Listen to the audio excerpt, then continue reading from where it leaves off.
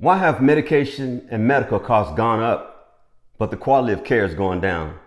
Let's talk today about the healthcare industry, the healthcare community, pharmacy, some of the things that we all use on a daily basis. And quite honestly, a lot of us need. We need medical care and we need medications.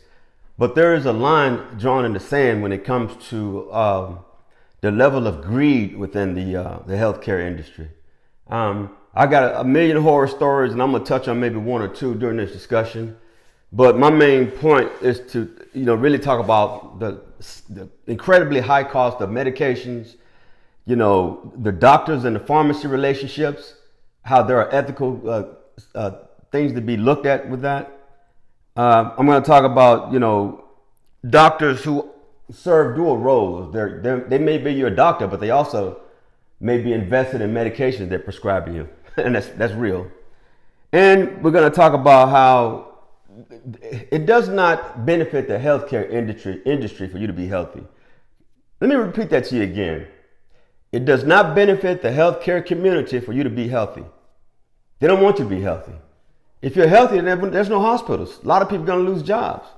So, I hate to say it, but it's almost like they want you to be sick. They want you to be sick. They want you to be on medications. They want you to, go take the images, radiology, all that sort of stuff, man. Healthcare industry right now is it's unbelievable. It's unbelievable. For many years, I've noticed just how, healthcare is just as important as eating or utilities. Some people have to make a decision on whether to pay for healthcare or to pay for, daily living needs. And so that's unfortunate for someone to have to make that decision. But the healthcare industry, I think, has gotten out of control, man. They've gotten out of control. And the costs have skyrocketed. Costs have skyrocketed. Insurance companies are wanting to pay less. They don't want to pay nothing. But you get less quality of care, though. That's the thing that's interesting to me. If you're going to raise the prices of medications, you're going to raise the prices of these doctors' fees and all these medical procedures, then damn, shouldn't the quality of care also go up? That ain't happening. That is not happening. And over the last couple of years, man, I will tell you, I've had a lot of experience dealing with the healthcare industry. I've had a couple of injuries over the last few years, mainly spinal injuries, but also had sciatica.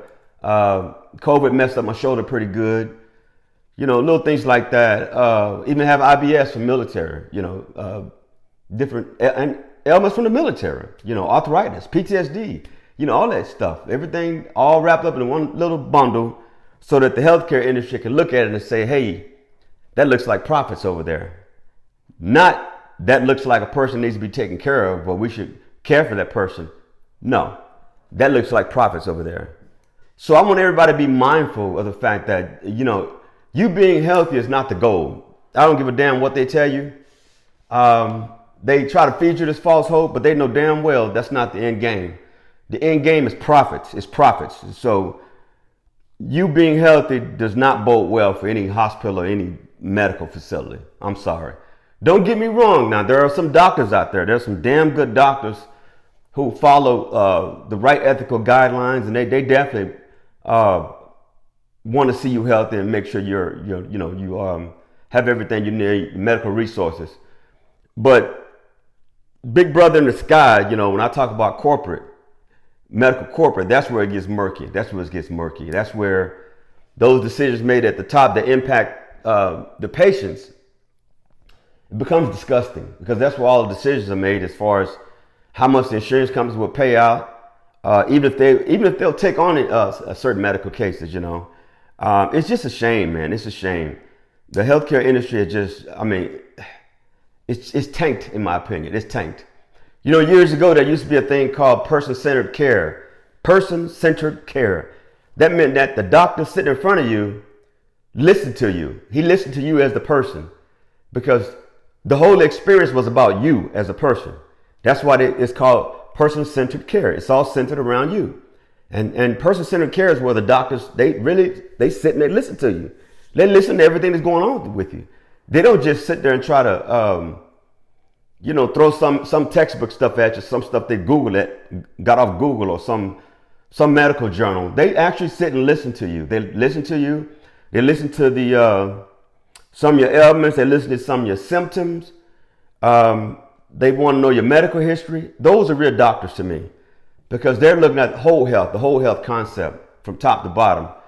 But right now, corporate is not, that doesn't put a smile on corporate's face to have person-centered care, because it's not going to, for one, person-centered care, it doesn't cost a lot. All it costs is the right attitude and for a doctor to have good bedside manners. That's all that is, and for obviously be a doctor that, that knows their stuff, you know what I'm saying?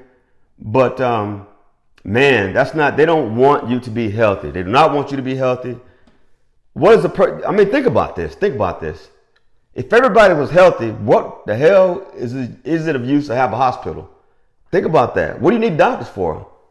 And there are actually efforts to try to keep you away from being healthy. And I'm going to talk about some of those. I don't give a damn who gets mad about it. Healthcare people. Some of those are, the herbal medications they've been around for years. They've just been hidden. Big Pharma has done Big Pharma pharmacy. They've done a damn good job of suppressing and pushing down, natural remedies and natural herbal things that will help many of the ailments that you have, rather than trying to sell you a pill or sell you a bottle of liquids and you don't even know where that came from. At least with the earth, the herbal aspect, I know where it comes from. It comes from Mother Nature. It comes from the earth itself. But yeah, there are some things they're trying to squash within the pharmacy industry right now. Because the pharmacy industry and the healthcare industry don't give a damn. They're one and the same to me.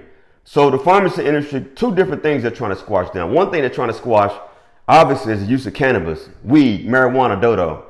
They don't want people to know that there are definitely medicinal uses for cannabis. Scientists have said it. Advocates have said it, People who were not really big advocates of cannabis have come out and said it. That cannabis actually helps. It helps people. Unfortunately, there's a stigma behind cannabis, and people always, they stigmatize it by labeling it as drugs. And I'm sorry, cannabis, weed, dodo, herb, kush, whatever you want to call it, that is not a drug. That is not a drug. A drug is when you have some clowns in white coats in a lab mixing up all these chemicals and stuff. You have no idea what the hell is in a chemical. Then shape it and form it into a pill, put those pills into a bottle, put those bottles onto the shelves at your Target and your Walmarts, and you're ingesting this stuff and don't know what the hell is in it. You know what's in weed and cannabis. You already know. It's nothing but green. It's green. But they'll have you believe that's dangerous. They'll have you believe it causes a higher risk for Alzheimer's disease, all type of weird stuff. And it's all bullshit. It's all bullshit. Big pharmacy, they're very powerful. They have powerful lobbyists. Lobbyists, if you don't know, are people who speak on behalf of big pharmacy or any corporations. Lobbyists are people who they fight on behalf of the folks that are paying them. So big pharmacy will pay lobbyists to fight for them when it comes to legislative laws and rules and those sorts of things, because that's where the power is. The power is in politics, I'm telling you. And so big pharma makes sure they get in bed with a lot of politicians, a lot of kickbacks.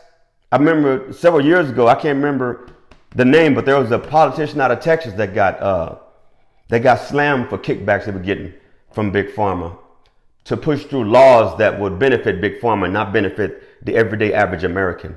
So cannabis is one thing they're trying to, it's already stigmatized, but they're trying to really make it seem horrible. But I'll tell you right now, it's not working. It's not working because the number of Americans using cannabis has risen. The number of states that have legalized cannabis has risen.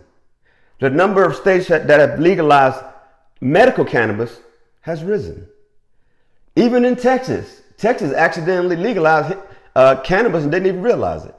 With the, I think the 2018 Farm Bill where it legalized hemp. Well, there were some idiots that didn't realize that hemp is marijuana. It's just a different strain of it. There is THC in hemp. There's stuff in there that will get you high. The thing with hemp, though, it takes a whole bunch of hemp to get the intoxicating components out of it. So you need a whole lot of hemp to do that. But they found a way to do it and market it and make money off of it here in Texas. And that's where you get the Delta 8, the Delta 9, things like THCP, THCA, all this type of stuff, CBG, CBD, all this stuff is coming from hemp. And they just didn't realize they were legalizing it, but they did. And now they can't turn back because you got a lot of people that are being fed. They're putting food on the table because they're running these businesses that Texas legalized. That they legalized it. So cannabis is something that's been a long argument. I think it's a dead argument. I think it's a no-brainer at this point. I think the government right now, what they're doing, they're behind closed doors trying to figure out how to maximize profits. I think that's what they're doing. They're trying to figure out how to tax folks with it, how to tax the states with it, how to incorporate it into the banking system. Because you got to remember the banking systems are, they're backed by the federal government. So that federal government can't come in and save banking systems. But because marijuana is a Schedule 1 drug, I think. It's same class as cocaine. It's stupid. Because of that, then banks are not allowed to do business with cannabis growers and cannabis dispensaries and things like that. But I think that I think states have come and found a lot of loopholes to get around some of that. So I think that has eased some of the burden, the financial burden of those folks out there in business to have dispensaries and sell cannabis. But yeah, medicine. They've been using it for years. The American Indians have used it for years. It's just been used for many years. And I think at some point, there are other folks that did not want you to have access to cannabis, because if you had access to cannabis, you wouldn't drink so much. If you had access to cannabis, you probably wouldn't be on so many other illicit drugs. That's what they don't want you to know. There are alternatives to the stuff they're selling in these stores. They're all on people's asses about cannabis. Well, what about cigarettes? I don't remember cannabis causing cancer. I don't remember that. I don't remember cannabis causing COPD. Although it can have an impact because you breathe and you're ingesting smoke into your chest. Yes, I get it. But my overarching thing, what I'm trying to say is, hell, they sell cigarettes in the store. They sell heavy ass alcohol in the stores. This stuff puts people in hospitals. This stuff is making the healthcare industry money. So that's why they don't want to stop it. That's why the lobbyists fight so hard to make you think that cannabis is a bad thing. And there's another product now that they're really going after, and they've been going after this for a couple of years now. It seems like the more these things become more popular and people become more aware of them, more aware of alternatives, then you see government and lobbyists and all these assholes come in and try to shut it down. So Kratom is another one. If you have not heard of Kratom, Google Kratom, Kratom. Do not believe the bullshit you're being sold about Kratom. Kratom is safe. I've used Kratom for years. I get checkups by doctors regularly. My last checkup, they said, man, you are healthy as hell. They were like, what are you doing? What I ain't doing is ingesting poison into my body. Now, don't get me wrong. If need be, I will take a capsule of, Advil or something to help with, sometimes I have pains and things like that. But when it comes to doctors prescribing medications, you won't see me at the front of the line with a lot of that stuff. If they ever offer me opioids, I tell them to go to hell. Yeah, with a straight face, go to hell. Because they know damn well opioid ain't nothing but is a killer. Opioids got a lot of people out there on drugs. It's broken up a lot of families. And I know what that looks like and what that means because of the bullshit they did with crack in my city. And I'm still upset about that. But the government pushed crack into the cities. And the government now is trying to push alcohol and cigarettes down your throat instead of telling you that cannabis is another alternative.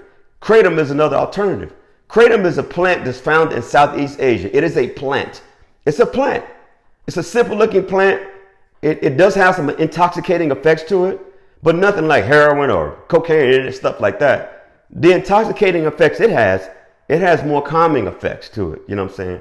Not intoxicating as you go getting high. It doesn't get you high. I've never gotten high off Kratom. Kratom helped to relieve a lot of body aches and body pains. I've had issues with my cervical. I've had issues with my low back. And I've had anxiety issues. Kratom fixes all of that stuff, but they don't want you to know that. But I'm telling you, Google Kratom, Kratom. But one of the things I want you to be careful of is just buying kratom from anywhere. Because, everybody's jumped on that bandwagon, even these little stores, mom and pops, these dirtbags, man, selling this stuff in these gas stations. Don't ever take kratom out of a damn gas station. If it ain't from a herbal supplement establishment or a reputable business that actually is getting it from Southeast Asia, which is where I get it from, because the folks I deal with, they get it from Southeast Asia. They have a distributor there. They get it straight from a distributor, so it's fresh. It's always consistent. The effects from it is consistent for me, and I will continue to use it. I'll continue to use kratom as long as I want. Nobody's going to tell me what to put in my body, what not to put in my body. Like I said, it's bullshit. They're trying to outlaw cannabis, but all these states are saying, yep, we want it, because a lot of states are seeing a couple of things. They're seeing quite a bit of revenue. States are always looking for extra money to fund things, but cannabis is something I think a lot of states didn't see coming. But now they realize there's a lot of money to be made off of it. And the first example of that is when Colorado legalized it. And year over year, Colorado just started making millions and millions and millions and millions. And everybody, other states start, taking note, man. They start taking note. But the other part of that is, the double-edged sword part is that if, the fact that how they try to keep you away from cannabis, because I hate to say it like this, they want you to be sick. Listen to what I'm telling you. A healthy person doesn't do a hospital any good, or a person working at the hospital. They look at you like you're crazy. Oh, you're wasting their time. That's what they're for. They're there for the sick, for the people that have ailments or accidents and things like that. But yet you sell things in the stores that cause these illnesses and some of these accidents. Alcoholism is one of the biggest, most horrible things ever in the U.S. and all over the world, really. But U.S., they take it to another level, man. You know what I'm saying? U.S. doesn't have a whole lot of oversight on things like alcohol and, these beverages and things like that. They don't give a damn. It's all about money. But alcohol is something they sell in the stores, and cigarettes, cancer sticks. But when you start talking about cannabis and kratom, wait a minute, hold on now, whoa. That causes dementia. That causes irreparable harm to your the damn veins or some stupid shit, But it's all crap. It's all horse crap. They're gonna keep selling you this stuff. But I am clapping my hands right now because people are waking up. They're doing their homework and they're not putting up with this crap or putting poison in their bodies just so they can be somebody's salary at the hospital. Real talk. So people are waking up, and I ask you to continue to wake up, do your homework, find your local herbal shop. They're everywhere. They're there.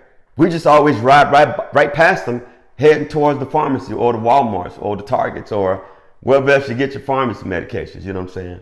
You ride right past the herbal place.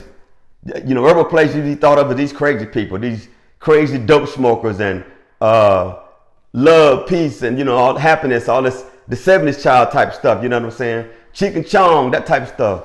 Nah, man, they knew something early on. They knew something early on that we didn't know. That there's benefits and power to things that come straight from the earth. And so I would ask you to do your homework on that. But cannabis and kratom is one thing that is those are two things that are under attack right now. Cannabis has been around for many years. Some countries look at it like it's stupid. They don't even regulate it in some countries. It's just, it comes from the earth. Why? You know what I'm saying? And the way they look at it, if you choose to ingest something that may hurt you, that's on you. The U.S. doesn't have a problem with it when you go buy cigarettes or alcohol. And I'm going to tell you right now, one thing that really pisses me off is I'm hearing more and more stories of young folks having access to these products. And it's pissing me off when they're saying that it's the parents or the kids are getting this stuff from home. No, they're not. They're getting it from the same stores that are paying taxes to the state. The same stores that are selling these damn vape pens and all this type of stuff. That's a big thing in the schools right now. So parents, pay close attention to your kids. Pay close attention to their behaviors. Please pay close attention, because the access to this stuff is so easy. It is easy. I'm not concerned about the kratom. It's the cannabis I'm concerned about. Cannabis is a good thing in moderation. You can get too high and get your ass in the emergency room, yes. But cannabis is effective in moderation. So for them to play this game like cannabis is just like it'll kill you. You know, there were even movies made back in the day, back in I think the 40s or 50s or something like that. I can't think of the name. Reefer Madness, that was the name of it. Movie called Reefer Madness. And this damn movie was about people smoking weed and just going crazy. They actually made people think that smoking weed would make you go crazy. But guess what though? Guess what I'm starting to find out? Back in the day when they outlawed weed, it made people think that it would make you go crazy. You know, marijuana was outlawed, alcohol and cigarettes were legal. They knew what the hell was going on when they did this stuff. They knew what was going on when they tried to vilify and make cannabis seem like such a horrible thing. Because the rich people were using cannabis. That's what I'm starting to find out. They were using cannabis. That's why you see a lot of rich people live longer than those in impoverished communities, those in poverty. They have access to things that other people don't. And some of the access is just knowledge. It's not product, it's knowledge. You know, we could talk about cannabis and create them all day long, but you still got to do your research. But I'm so disgusted with the healthcare industry. I'm disgusted with pharmacy. I stood in line the other day behind a lady. I went to get a prescription for some anti-inflammatory or something like that. Just because I've had inflammation in my shoulder, which I typically don't take medication, but I got to do something because it's getting to a point where, you know, I can't operate like I normally do. But I'm standing behind this lady at a Walgreens, right? And obviously you can hear what kind of transaction earshot. This lady's copay, and I apologize for those folks out there who what I'm about to tell you is nothing to y'all, because y'all's copay is higher. I'm not saying it's the right thing, but her copay was like $384. $384 for a copay for medication. I was like, wow. You know, me as a veteran, I paid little to nothing for medications, obviously. And it's not because of, it ain't welfare, so don't go there with that. You'll see the veteran side of me come out then. It ain't welfare. These are benefits that we earned. We earned the benefits. But I was shocked at the copay this lady had to pay in order to get the medication. So if it was if the copay was that high, damn, how much was the medication? You know what I'm saying? But do your homework, do your research. Don't be afraid to try new herbal things. Get with an herbalist. They have people who have degrees in herbal medication, herbal things, and they call them herbalists. And so find them. They're there. They would love to sit with you and you explain to them some of the things you have going on with your body, and they will tell you or recommend to you things that they would try. You know what I'm saying? And the good thing about it, none of it would tear up your liver or your kidneys. None of it. I had a VA doctor tell me one time, she said, we were talking, she wasn't supposed to talk to me about cannabis, but the conversation came up because I was just curious about, you know, VA's take on and what they were allowing the doctors to talk about. She said they were not allowed to even talk about it, but she didn't give a damn. She talked to me about it. She told me straight up. She said, if a veteran out there wants to use cannabis and the cannabis is helping them with the ailments, then damn it, they should be able to use cannabis. She said, because the other medication is killing them. This is from a Department of Veterans Affairs doctor. She said the other medication is killing them.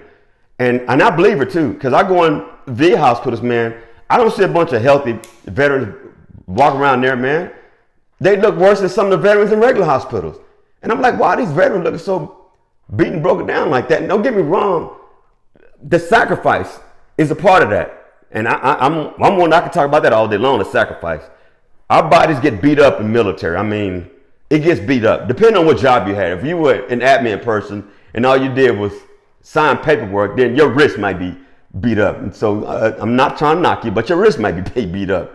But what I'm talking about is the military folks who are out there in the front and doing the heavy work. You know, I work flight line, Air Force flight line, so that's heavy work. That's out there with the fighter jets and the heavy transport aircraft, helicopters, everything you think of out there. So it's crazy.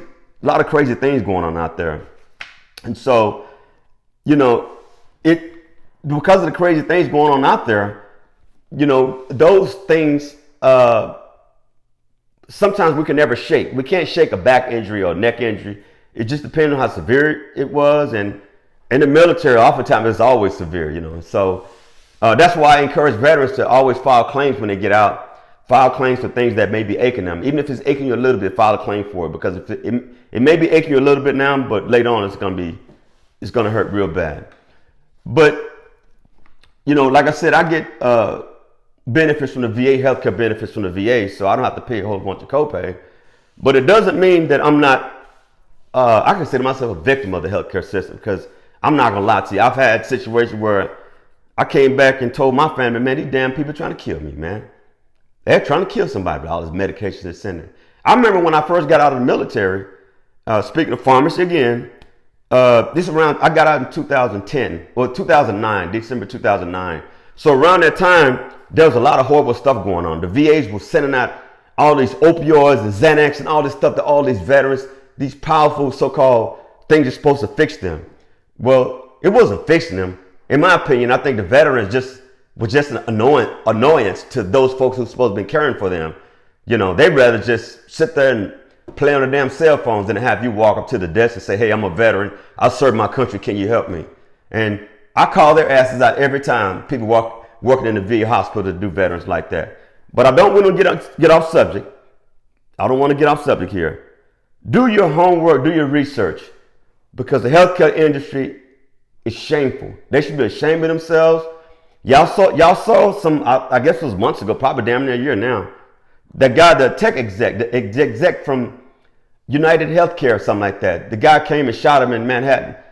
And I don't condone violence at all, but I can tell you that this guy's frustration, I can kind of see it going in a very dark place, depending on his mental capacity at the time, because of what United Healthcare did to him. From what I understand, this guy had back injuries and things like that, and they denied him claims, different things like that, which is not new. They deny claims all day long. In fact, they're trained to deny. They're trained to deny. So out the gate, you file a claim. Their job is to find a way to discount that claim, to not pay it out. And that's the honest to God's truth. But with healthcare and pharmacy, y'all do your homework. Don't think just because they have a white coat on, they're God, or they know everything, or they're all-knowing. No, they're not. No, they're not. And the example of that, when you sit in your doctor's office next time, and you're talking to your doctor about something, and they give you a puzzled look, and then all of a sudden they say, hold on, I'll be right back. And they come back. Did they come back with a different demeanor? Guess what they just did? They just went and fucking Googled what was going on with you. Hell, you could have Googled that at home. I'm getting so pissed now, I'm gonna end this. Y'all take care of this Eric Brown MOBO-Media. Don't let those folks kill y'all, because that's what they'll do. Because a dead sick person is worth more to them than a healthy, alive person. Y'all take care of Eric Brown MOBO-Media. I'm out.